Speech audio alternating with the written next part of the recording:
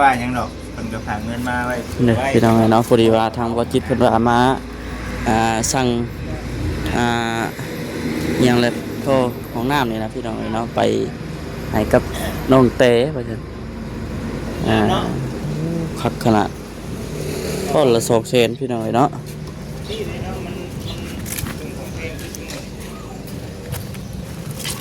นี่ก็ขึ้นราคาเบิดแล้วเดี๋ยวนี้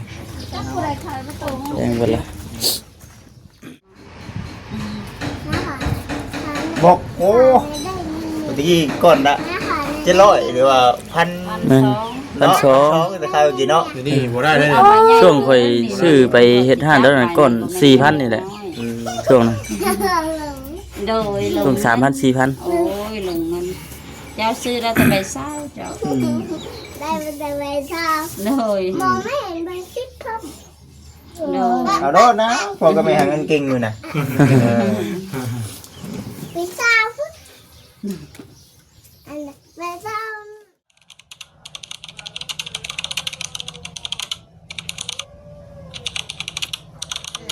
สบายดีเอาพี่น้องทักทายสบายดีเด้อพี่น้องเด้อเนาะ แม่ทิพย์ ใบเช้าไม่แบบนี้ ถ้าเธอเปิดต้นไปเนี่ยใคร จังไดบัดนี้บ่จิตคือมานั่งอยู่แบบนี้บัดนี่ ได้คือสิมาปรึกษาหารือกันสิน้อง ถ่ายดิลูก ทำธุรกิจ เห็นบ่ ธุรกิจลมเสา ลมเซาเออ แม่บ่มี ไปชมบ้านไหนมานี่ ตรงในบ้านนี่แหละ มื้อนี้ว่าสิมานี่มันขายท่อนเท่าไหร่ก็ อันพร้อมส่งนี้ส่งอยู่แถวเลย นี่ ดูนางอ่ะดินาง ส่งเซน อันหนึงนี่ได้ โดย ท่อน1 2 แสน สรุปเลย ตีราคาตกก็กับเพิ่นว่าผู้ใหญ่เพิ่นว่าประมาณ100,000 โอ้แสนหนึ่งบ่ได้ กระโดดเนาะ ตะกี้นะแม่นอยู่เนาะตะกี้เนาะ บ่ได้ซื้อแต่หุ่นอยู่ได้ กระโดดเนาะ บ่ได้แสนหกแสนเจ็ดตัวพี่ตะกี้แสนเจ็ดได้ เจ็ดแสนแปดคันออกนอกบ้าน ตะกี้ก็เดี๋ยวนี้มันก็ เพราะตะกี้แค่แสนเจ็ดแล้วเอาชื่อตะกี้โอ้ ยังบ่ได้ยัง เมาบ่ได้ครับไปครับเองเอง ครับนี่ไข่ดาวเนาะไปสิเนาะ เอาก็บอกบ่ได้ผู้ใหญ่เพิ่นใหม่พี่น้องเนาะโอ้อันละ200,000ลูกฝามันนี่ค่ะ ปลาละอันละ1,500,000 เอาฝา1,500,000 ปลานี่1,500,000 บัดนี้ เป็นท่อนเลยมัน จักท่อน ละ ละ 2 แสน เอา6กันเลย 6ท่อน6โอ้ เขาบินแล้วก็ จะมาลืมว่าจะ เอาแล้ว จ่ายเลย ช่วงนี้เด้เนาะ นี่เด้อ เอาไป ขึ้นเนาะบัดนี้ เลย ประมาณ100,000เด้อแม่เด้อไว้ใส่ได้ มันก็ผ่านมาบ่แสนหนึ่งบ่ได้ บ่ได้เนาะ ตะกี้ก็1,600,000 ตะ 1,700,000 กี้มันก็แสนหกแสนเจ็ดพอแห้งได้เนาะแสนเก้า ต่ำสุดน่ะ1,500,000ไปตะกี้ ได้มันบ่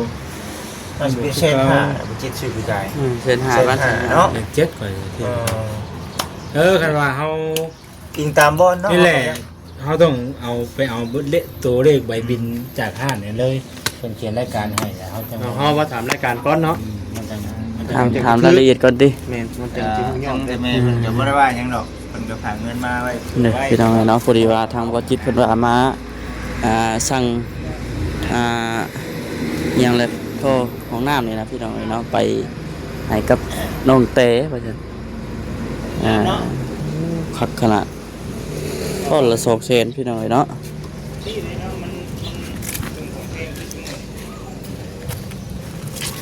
นี่ก็ขึ้นราคาเบิดแล้วเดี๋ยวนี้แพงเบิดละ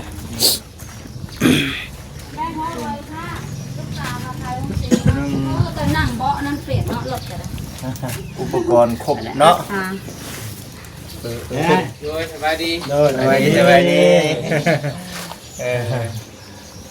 มาจะไปเรียก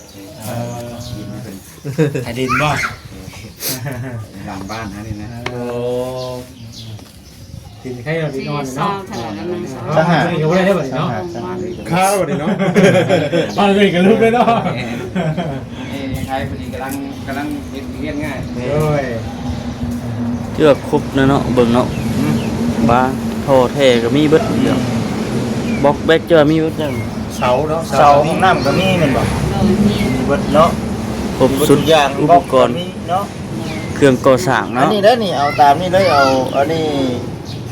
ปุ๊บ เนาะ เป็นยังบ่นี่ เจ้าบ่เห็นโทรศัพท์บ่ลูก สอง พา เนาะ ปิดสอง แม่มันหนูจะเงินเราไปเอา เสาก็มีบ่ เสาได้บ่ได้เอาบ่ โด มี ย มันจะเงินเราไปเอา หรือว่าน้ำหลังบ่เสา เสานี่ มันนั่ง ว่าให้เนาะเบิ่งเงินก่อน เบิ่งงบก่อน เดี๋ยวว่ากันเนาะ สามงบก่อนเนาะว่าไงกันเนาะ จุกมันเปิดได้เลย โดย เอามันเปิดมาได้แล้วไอ้เต้าฝากหน่อย เท่าไหร่แล้วก่อน ไอ้เต้าฝากหน่อย โดยหาก็มาพอกับลูกมาถึงขายข้าวไปซื้อน้ำมันแล้วน้ำมันก็แพง แม่จะไปทุกสมัยจะไปฝากไปงานนะ โดยแล้วมันสั่งใช้บ่มา อืม เอา2อย่างให้นะ มีหยังอีกบ่จิต มีอย่างนี้บ่จิต โอ้แล้วก็ได้ร้านหาเนาะเอา พาไปเลย เอาเด้อฝาเอาเด้อ เอาเลย เอาเด้อฝาอันน่ะบัดนี้เสาเนาะเสาในต้นเท่าไหร่ก็เอาบล็อกนะเอาบล็อกนี่ 5,000 โมหาพัน โดย บ่เสียนขึ้นว่าได้แล้วเสียน500พอบ่500 จักคุณเท่าไหร่ ว่าชองเนี่ย2คูณ2ประมาณ ใช่ไหมคุณ2 เมตรบ่ ประมาณคุณ 300 400บ่นั่นบ่ 350ก็โอเค เนาะ 300เนาะ 300หลายบ่ หลายคนเนาะ 500มันหลาย เลย 350เหมือนกัน350 กัน2คูณ2 เบิ่งก่อน เลยประมาณนี้ อย่าบ่พอจังอีกมันก็บ่ได้ไกลไปได้เด้เนาะ แม่ พ่อก็สิน้อย มันก็บ่ได้ไกลเลย มาเอาไม้ ขี่รถแตะๆมาคือเดียว ได้บ่ยากมาหิวนะ เสาได้ต้นเท่าไหร่ก็ ๆเตาต้น500 เสาต้น500 4เสา 2,000 อ่ะ อืมมันยังได้นี่ฮะโอ้ยเนาะเออ แม่ไปแต่เช้าๆบ่เจอกัน ลอง 2คูณ4 เสาในเสาห้องน้ำเพิ่นแหละเนาะ ต้น 4ต้น อะไรนะไม่แต่กระเป๋า เอาได้สำนีก่อนเนาะ แม่ สำนีก่อน เลยมันนั่นจังว่ากันอีก เงินก่อน โดย ตามงบตามประมาณ ก่อนก็ได้ แต่ว่าเล็กลาจังค่อยว่าไม่เนาะ ใส่ทองไม่ได้บ้างไง หลาย เล็กนี่มันต้องมีเด้อเล็กเนาะ เล็กเล็กไว้ เฮ็ดให้มันใหม่อีกบ่เฮือน แม่ห้องน้ำห้องใน อ๋อ ห้องในพี่น้อง ไปแล้ว นี่เด็กพออยู่มั้งเนาะจักกันน่ะ ปากกาประทานขายไว้ เออ นะคะ บอกโอ้เมื่อกี้ก่อนละ นะคะ 700หรือว่าพัน แม่น 1,200 พันสอง แต่ข้าวกี่เนาะ เดี๋ยวนี้บ่ได้เลย ช่วงข่อยซื้อไปเฮ็ดห้านตอนนั้นก่อน 4,000 นี่แหละช่วงนั้น โดยล ช่วง ง 3,000 4,000 โอ้ยลงเงินเจ้าซื้อแล้วจะไปเศร้าเจ้า ได้เป็นแต่ใบเท้า โดย มองไม่เห็นใบซิปครับ โดย เอาโดดนะพอก็ไม่หาเงินเก่งอยู่นะ ใบเท้าพุทธอันใบเท้าบุ้ม พอก็ไม่หาเงินเก่งอยู่นะเนาะ มีใบเท้า อย่างแบบ น้อยใจก็หลาย ถ้าเต่าเฮียน้องเห็นถ้าบุ้มเลขอะบุ้มมีใบเท้าบุ้มมีเลขเท้า บ่มีบ่มีบ่ เอาบ้าง อันนี้คือพร้อมส่งบ่หรือว่าจังไดถ้าพร้อมส่ง ส่งมื้อนี้เลยบ่บ่จิตนี่ เอ้ย เดี๋ยวนี้เลย โดด โดยได้ เออ เนาะมันนี่มาเฮียงเนาะมันนี่ เออ ทำมาทาวอยู่หันนี้แล้วดิ แล้วฮู้อีดอกเนาะทางก็ไปเนาะ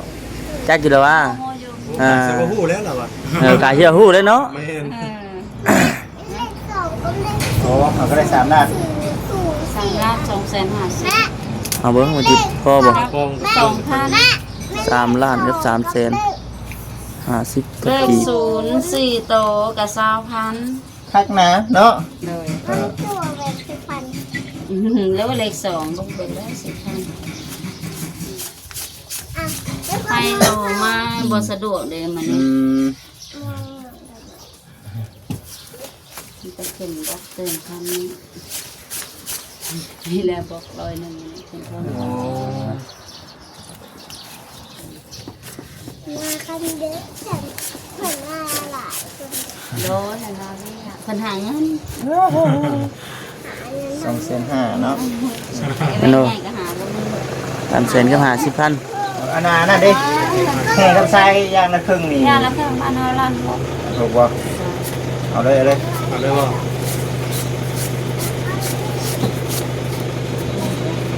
ครบชุด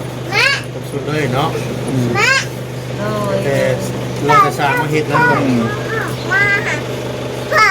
เปลี่ยนเลย สร้างรถเครื่องอุปกรณ์ครบแล้วก็สร้างเลย ให้เจ้า เผื่อมือมาฮอดทับไปเยอะ ให้48ครับนั่นเฮานะครับ เป็นจังหวะกันเนาะ นี่ นี่ ว่า ว่า เจ้า มี เลื กั อน กขายมันน่ะทางแหวเขาคำนวณสูงอ่ะเด้เราเลยขาย 48ครับพ่อได้บ่ได้อันนี้ก่อนอันนี้ก่อน ว่าเอาแต่ตัวนี้ก่อนก็ได้เฮาเคลียร์แต่นี่มื้อหน้าเฮาจังหวะกัน แม่น เจ้าข้างนอกมา เด้อ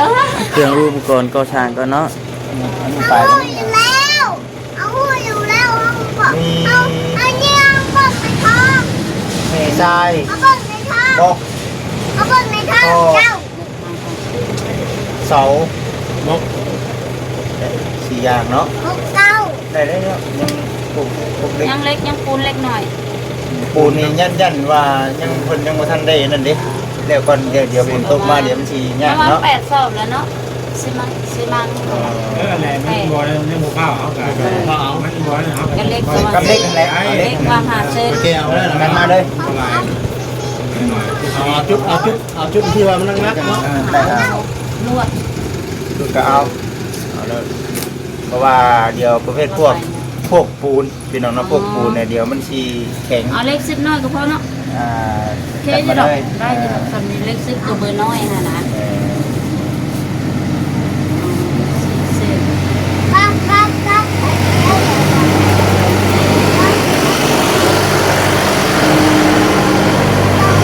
หัดเนาะ ทำเล็กกอกเล็กลวดเล็กเส้นนี่แหละ แม่เจ็บแม่แกขอโทษ ฟอร์ดไม่ได้เรื่องฟอร์ดไม่ได้เรื่องนี่มันฟอร์ด มีนิดหน่อยบางเปียกเนาะขนมมีบัดเงา แม่นละ เอาไปเนาะเอามาเรียนใหม่แล้วเนาะจะเคยขับอยู่หรอวะโอ้ยเคยว่า เพื่อรถมาจิต อะไร ได้เยอะจะได้ อีกแล้ว เสาก็มีครบเนาะอยู่แถวทั้งปูนทั้งประชังโอ้คักอยู่กับบ้านได้ ครบทุกทีเดียว อ๋อ มันมีแต่ไม้เนาะ แม่ไม่ได้มาแม่ไม่ได้มา โอ้เพิ่นมาซื้อของลูก ไม่ได้มา เออ แม่ คักรุ่นไปพี่น้องเนาะนี่คือมา รถไฟฟ้าเพิ่นมาซื้อของ ชื่อให้น้องใส่เด้อพี่น้องเด้อเนาะ อยู่นี่บ่แม่นบ้านซื้อของ ผมเห็นว่าโอ้ยสิบ่ได้มาได้สบายนี่โอ้ย ที่โต โอ้บ่อนขายปูนขายท่อบ่แม่นของ สิบ่ได้มาแล้วจ้ะบ่แม่นบ่ซื้อของเนาะ มันคือ พวกต่อกันเลยนะหรือว่า ใส่ สิ ไปเลย ดินใหม่ ให้ดินใหม่แล้วเฮ็ดใหม่รวมเลย บ้าน เขาเขียนเป็นรายการ แม่ งานก็คือบ้านซื้อเครื่องงาน โอ้โห คือ เป็ดสอง 8 ชอบทั้งโบกทั้งที แน่น ทั้งโก แดงสอง มันก็บ่ได้เรียนกุ้งมาได้เนาะ เขียว 2 เมตรคูณ2 บุก แม่ โก น น้ เปลืองก็ได้ทั้งหมดสูงเขียว16แดงสองใส่ราคาเลยเนาะ ใส่เลย ใส่เขียนก็ทุกอย่างเขียนเงินเท่านี้มัน ติดหลานี่แล้วเนาะ เล็กก็จดใช้มื้อนี้เลยบ่ เด็กมันเพิ่นเอาไปมื้อนี้อยู่แล้วนี่ อืม พวกนั้นพวกปรุงพวกปูนบ่ได้เดี๋ยวมันถ้ามัน ทางเบิ่งก่อนเนาะ ทางเบิ่งก่อน ยันเอาไปแล้ว สร้าง หัว เฮ็ดนั่นแหละ แก้ว่าเชียดจังอันนั้นเนาะพดสะลงมาโอ้ เตี๋ยวไปเลยนะ อืมแข็งครับมันปูนแข็งไว้ครับเอาตัวนี้ไปก่อนก็ธรรมดา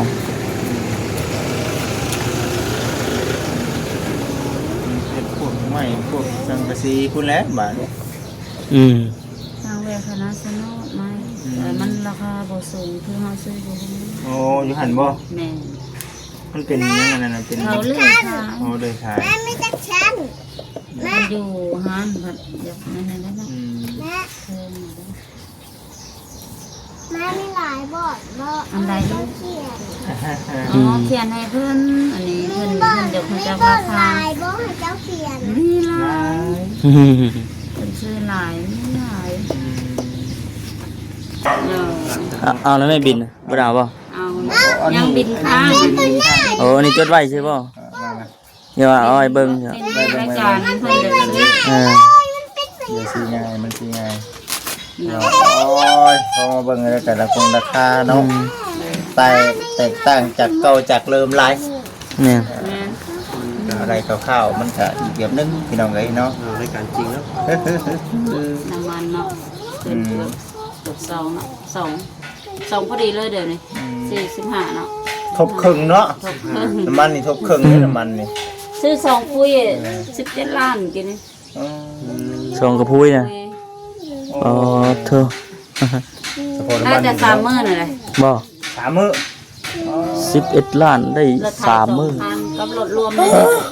พวกรถเรากับหลายคัน รถไถ2,000รถไถมันกินหลาย โดยเฉพาะรถไฟ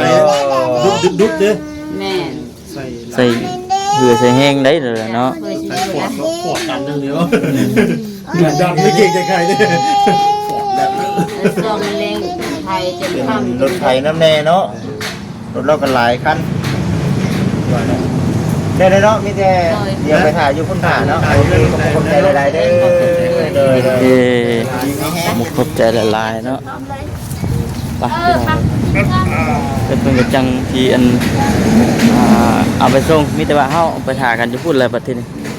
คลิปนี้ก็สิจบก่อนบ่คำก็ได้จังได๋ก็โอเคพี่น้องเอ้ยสบายดีสบาย